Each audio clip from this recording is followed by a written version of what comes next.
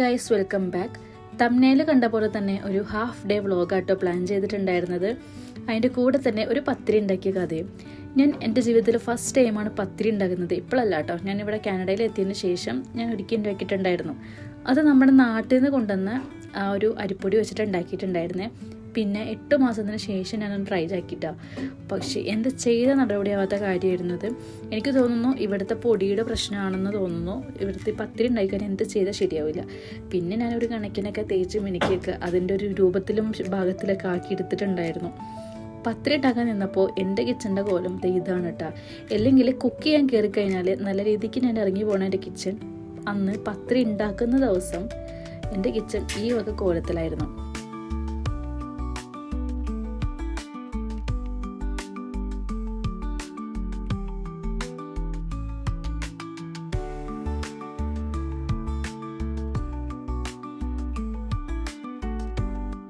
ഇക്കാക്ക് പെട്ടെന്ന് തോന്നിയൊരു ഐഡിയ ആയിരുന്നു കേട്ടോ പത്തിരിയും ചിക്കനും കഴിക്കുക എന്നുള്ളത്. ഞാൻ ചിക്കൻ കറി ആക്കിയിട്ടുണ്ടായിരുന്നു.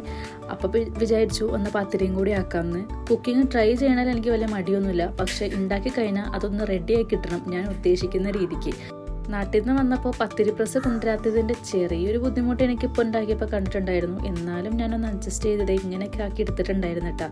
സംഭവം കുഴപ്പമുണ്ടായില്ല കേട്ടോ ഉണ്ടാക്കി കഴിഞ്ഞപ്പം. കുറച്ച് നാളായിട്ടുണ്ടായിരുന്ന ആ പതിവ് ബ്രേക്ക്ഫാസ്റ്റ് ഉണ്ടല്ലോ, അതൊന്ന് മാറ്റി കൊടുത്തിട്ടാണെന്ന് അറിയില്ല, ഞങ്ങളെക്കാളും കൂടുതൽ എൻജോയ് ചെയ്ത് കഴിക്കുന്ന ആളത് ഷിസു ആർന്നിട്ടാ.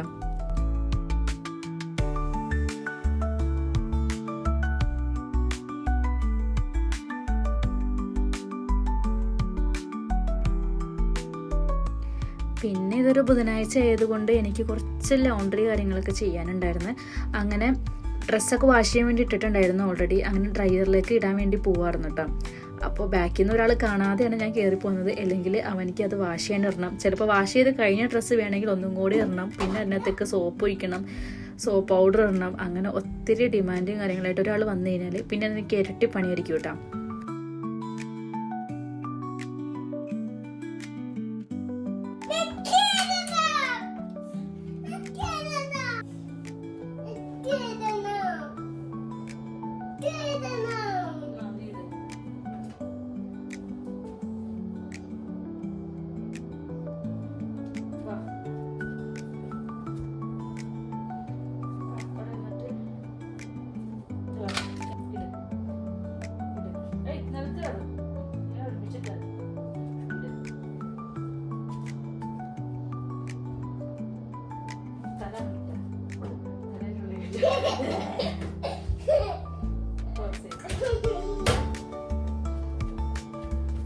ഞാൻ പറഞ്ഞ പോലെ തന്നെ ഡ്രയറിലേക്ക് എടുത്തിട്ടപ്പോൾ തന്നെ എന്തോ ഭാഗ്യത്തിന് ആൾ പറഞ്ഞു ഞാൻ തന്നെ ഡ്രയറിലേക്ക് ഇടാമെന്ന്. അങ്ങനെ ഇട്ട സാധനം തിരിച്ച് ഡ്രയറിലേക്കായിരുന്നു ഇട്ടത്. ഭാഗ്യത്തിന് വാഷ് ചെയ്യാൻ വേണ്ടി പറഞ്ഞില്ല കേട്ടോ. അങ്ങനെ വാഷ് ചെയ്തതും കാര്യങ്ങളൊക്കെ ഡ്രയറിലിട്ടിട്ട് ഞാൻ താഴേക്ക് വന്നപ്പോൾ ഇവിടെ ഇക്കാക്ക് എന്തൊക്കെയോ സംഭവം ചെയ്തുകൊണ്ടിരിക്കുന്നുണ്ട്. ഒന്ന് എത്തി നോക്കിയപ്പോൾ മനസ്സിലായി പുതിയ ഏതൊക്കെയോ സിനിമ ഡൗൺലോഡ് ചെയ്തുകൊണ്ടിരിക്കുകയാണെന്ന്. ഇത് ഞാൻ കഴിഞ്ഞ ദിവസം പുറത്ത് പോയപ്പോൾ വാങ്ങിയ പ്രെഡിക്കോ സെറ്റിൽ നിന്നും ഉണ്ടായിരുന്ന സാധനമാണ്. ഇത് എന്താ ചെയ്യേണ്ടതെന്നോ എങ്ങനെ ഉപയോഗിക്കേണ്ടതെന്നോ ഒന്നും എനിക്കറിയില്ല. അതുകൊണ്ട് ഇപ്പോൾ ഷിസു അവൻ്റെ എന്തോ ഒരു ടോയ് ആണെന്ന് കരുതിയിട്ടാണ് ഇപ്പോൾ അത് അവൻ കളിക്കാറിട്ട. അങ്ങനെ തലേ ദിവസം വാങ്ങി വെച്ചിട്ടുണ്ടായിരുന്ന കുറേ സംഭവങ്ങൾ, പൊടി, അങ്ങനെ ഓയില് സംഭവങ്ങളൊക്കെ ഞാൻ എടുത്തു വെച്ചിട്ടുണ്ടായിരുന്നില്ല. അപ്പോൾ അതൊക്കെ എടുത്ത് വയ്ക്കാമെന്നൊക്കെ വിചാരിച്ചിട്ട് അത് അതിൻ്റെയൊക്കെ സ്ഥലത്തേക്ക് എടുത്ത് വയ്ക്കുകയാണ്. നിങ്ങൾ ശരിക്കും എപ്പോഴും ഈ ഗ്രോസറി മാത്രം എന്താ കാണിക്കുന്നതെന്ന്. കാരണം ഇവിടെ നമ്മൾ എത്ര സംഭവങ്ങൾ വാങ്ങിക്കഴിഞ്ഞാലും അരി, പൊടി, ഉപ്പ് ഈ വക ഐറ്റംസൊക്കെയാണ് കുറച്ചെങ്കിലും നാളത്തേക്ക് നമുക്കിവിടെ നിൽക്കുള്ളൂ. അല്ലാത്ത സാധനങ്ങളൊക്കെ ഒരു വൺ വീക്ക് കൂടുമ്പോൾ നമുക്കത് റീസ്റ്റോക്ക് ചെയ്യേണ്ടതായിട്ട് വരും. അതാണ് എൻ്റെ മിക്ക വീഡിയോയിലും, അതും ഡെയിലി വ്ളോഗിൽ ഈ ഒരു ഗ്രോസറി ഷോപ്പിങ്ങും റീസ്റ്റോക്കിങ്ങും ഒക്കെ ഞാൻ കാണിക്കുന്നത് കേട്ടോ. അതിൽ കൂടുതലായിട്ട് നമുക്കൊന്നും നടക്കാറില്ല. ഇനിയിപ്പോൾ ക്ലാസ് തുടങ്ങിക്കഴിഞ്ഞാൽ ഒരു college day in my life അങ്ങനത്തെ കുറേ ഞാൻ പ്ലാൻ ചെയ്യുന്നുണ്ട്. നോക്കാം, എന്തെങ്കിലുമൊക്കെ ചേഞ്ച് ചെയ്ത് വരികയാണെങ്കിൽ നമുക്ക് അങ്ങനെയൊക്കെ അപ്ലോഡ് ചെയ്യാമെന്ന് ഞാൻ വിചാരിക്കുന്നുണ്ട്. നിങ്ങൾ വിചാരിക്കുന്നുണ്ടാവും ഈ ഒരു ഡേ ഇൻ മൈ ലൈഫിൽ എന്താ എത്രപ്പെടുത്ത് കാണാനുള്ളതെന്ന്. ഡേ ഇൻ മൈ ലൈഫ് എന്ന് പറയുമ്പോൾ എൻ്റെ ലൈഫിൽ നടക്കുന്ന കാര്യങ്ങളാണ്. ഞാൻ എല്ലാ വീഡിയോസിലും പറയുന്ന പോലെ തന്നെ പുതിയതായിട്ടൊന്നും തന്നെ ഇല്ല.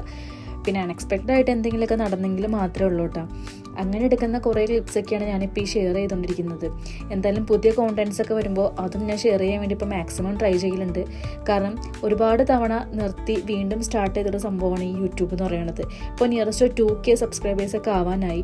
എന്നിട്ട് ഇനിയും ഞാനിത് സ്റ്റോപ്പ് ചെയ്ത് വീണ്ടും തുടങ്ങാമെന്ന് പറയുമ്പോൾ ഒന്നേന്ന് തുടങ്ങുന്ന പോലെയോ അങ്ങനെ പല വട്ടം നിർത്തി സ്റ്റാർട്ട് ചെയ്ത സംഭവമാണ് കേട്ടോ ഇത്. ഇനിയിപ്പോൾ ഞാൻ മാക്സിമം ഒരു കൺസിസ്റ്റൻ്റ് ആയിട്ട് ഞാൻ കുറേ വീഡിയോസൊക്കെ ഇടാൻ വേണ്ടി ട്രൈ ചെയ്യലുണ്ട്. അതിൻ്റെ ഇടയിൽ പുതിയ കണ്ടൻറ്റ്സ് വരുമ്പോൾ അതും ഞാൻ ഷെയർ ചെയ്യും. ഷെസൂൻ്റെ ഹെയർ നമ്മളെ നാട്ടിൽ നിന്ന് ആദ്യത്തിലൊന്നും കട്ട് ചെയ്തിട്ടുണ്ടായിരുന്നില്ല. കുഞ്ഞതിൽ എപ്പോഴൊക്കെയോ ഒന്ന് കട്ട് ചെയ്തത് മാത്രമേ ഉള്ളൂ കേട്ടോ. അതിനുശേഷം നമ്മൾ ഈ ഹെയറിൻ്റെ തുമ്പൊന്ന് ജസ്റ്റ് ട്രിം ചെയ്ത് കൊടുക്കുകയുള്ളൂ. അങ്ങനെ ചെയ്തുകൊണ്ടിരിക്കുകയാണ് കേട്ടോ.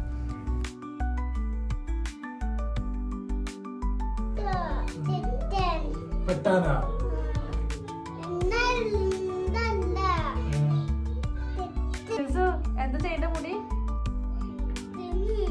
കെട്ടാനാ? മുടി വെട്ടേണ്ടതും അവനിക്ക് തീരെ ഇഷ്ടമല്ല കേട്ടോ. അവൻ ഇപ്പോൾ പറഞ്ഞത് അവനിക്ക് മുടി പുറകിൽ കെട്ടണം, ആ ഭാഗത്തിന് വെട്ടിക്കൊടുക്കാനാണ് ആൾ പറയുന്നത് കേട്ടോ. പക്ഷെ വെട്ടിക്കഴിയുമ്പോൾ ജസ്റ്റ് ഒന്ന് ട്രിം ചെയ്യുള്ളൂ എങ്കിലും വെട്ടിക്കഴിഞ്ഞാൽ ആളിവിടെ ഭയങ്കര അലമ്പായിരിക്കും. കാരണം മുടി കെട്ടാൻ പറ്റിയില്ല, മുടി വളർത്തണം എന്നൊക്കെ കുറേ കാര്യങ്ങൾ ഞങ്ങളുടെ അടുത്ത് ഇപ്പോൾ പറയാറുണ്ട് കേട്ടോ.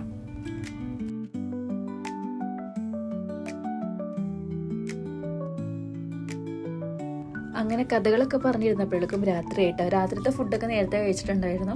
നേരത്തെ കഴിച്ചിട്ട് നമ്മളിവിടെ ഒരു സീരീസ് കാണുന്നുണ്ട്, ഒരു കൊറിയൻ സീരീസാണ്. അപ്പം അതൊക്കെ കാണാൻ വേണ്ടിയിട്ടൊക്കെ പോയപ്പോഴാണ് ഷെസൂൻ എൻ്റെ കൂടെ കളിക്കണം എന്ന് പറഞ്ഞത്. ഇതിപ്പോൾ കഴിച്ചത് ദഹിക്കാൻ വേണ്ടിയിട്ടുള്ള ഒരു ഓട്ടത്തിലാണെന്നാണ് എനിക്ക് തോന്നണേ. കുറേ കൂടി കഴിയുമ്പോൾ രണ്ടുപേരും ടയേർഡായി കഴിയുമ്പോൾ അവരെ ഷെസു തന്നെ ആദ്യം തന്നെ ഒഴിഞ്ഞു പോയിക്കോളൂ കേട്ടോ. അപ്പോൾ അതുവരെ ഇവൻ്റെ കൂടെ ഇങ്ങനെ കളിക്കണം എന്നുള്ളത് നിർബന്ധമാണ്.